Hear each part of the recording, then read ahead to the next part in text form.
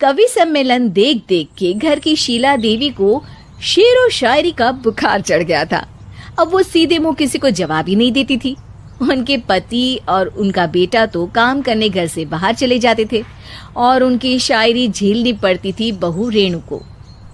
अब सास बोलती नहीं, अर्ज करती थी, संदूक पे रखी संदूक, संदूक में रखे झुमके, बहू झुमके निकाल के दे मेरे, कहाँ लगा रही है ठुमके। माँ जी, झुमके तो आपके निकाल दूंगी मैं, लेकिन आपके दिमाग से ये शायरी का भूत कैसे निकलेगा?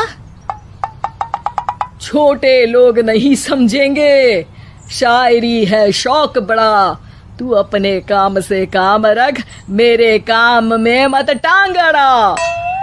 शौक अलग बात है, लेकिन हर चीज में अपना शौक डाल देने से जग हसाई हो सकती है सासू माँ। अरे मैं हूँ एक नंबर कलाकार, कोई ऐसी वैसी बला नहीं, तुम घर के कामों में उलझी, समझोगी मेरी कला नहीं।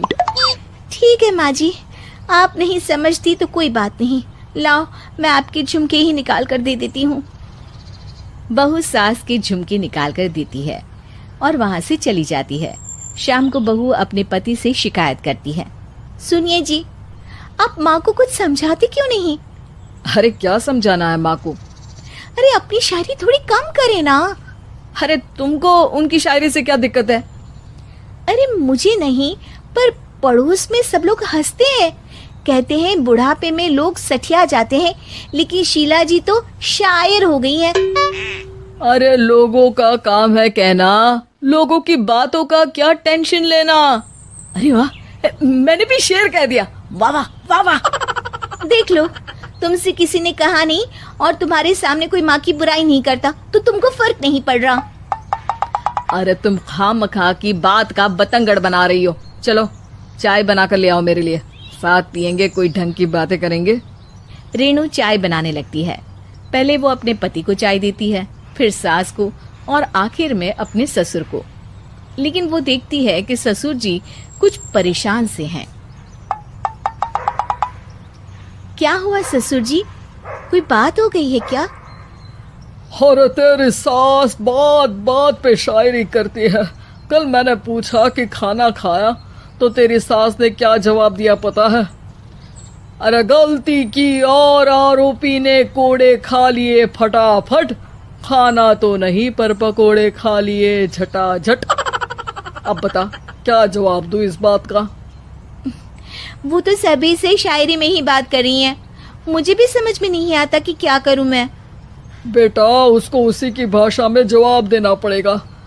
मैं तो आम बातचीत में भी उसके सामने कुछ नहीं बोल पाता, शायरी में क्या बोलूंगा भला। ससुर ने जैसे ही कहा कि उसको उसी की भाषा में जवाब देना पड़ेगा, बहू को ये बात जच गई।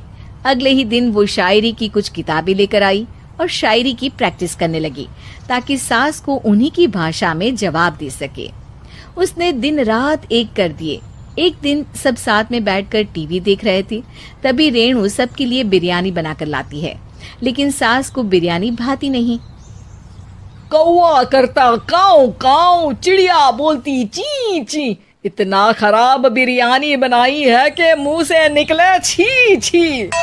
बस इसी मौके का तो बहू को इंतजार था, क्योंकि अब बहू सास को उसी की भाषा में जवाब देने के लिए तैयार थी।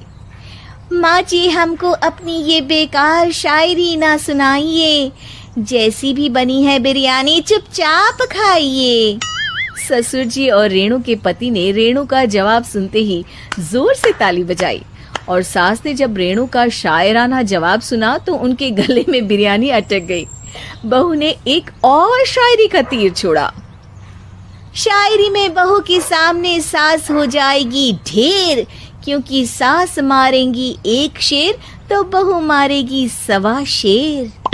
सास को छोड़ के सब वाह वाह करने लगते हैं। आज पहली बार सास को नहले पे दहला मिला था और रेणु ने सास का मुंह चुप करा दिया था।